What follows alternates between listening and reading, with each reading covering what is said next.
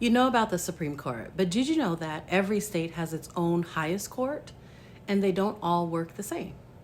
And Texas is a perfect example because Texas doesn't just have one highest court, it actually has two. How do they work? It basically depends on what kind of case you're dealing with. If it's a civil case, maybe it involves contract law, property, family disputes. The highest court is the Texas Supreme Court. But if it's a criminal case, there's a completely different court at the top, the Texas Court of Criminal Appeals. Both courts have 9 judges.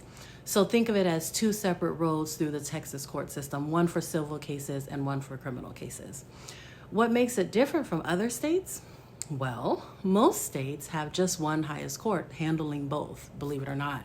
Texas splits the job, and that means that the Texas Supreme Court you probably hear about isn't actually the state's highest court for the criminal case.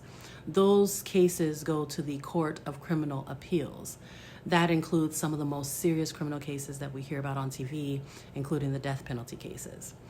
Who picks the judges? Texas voters do. The Texans do.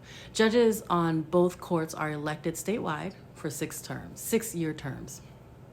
And these are partisan elections. So when you see these judges on your ballot, their political party is listed with their name. If a seat opens up between elections, the governor appoints someone to fill the vacancy. How does it affect you if you live in Texas? If you're fighting a major civil case, your final stop in the Texas court system could be the Texas Supreme Court.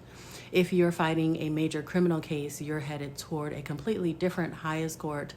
Same state, 2 different top courts, because the U.S. Supreme Court may be the headlines that we see, but the state courts make decisions that hit much closer to home.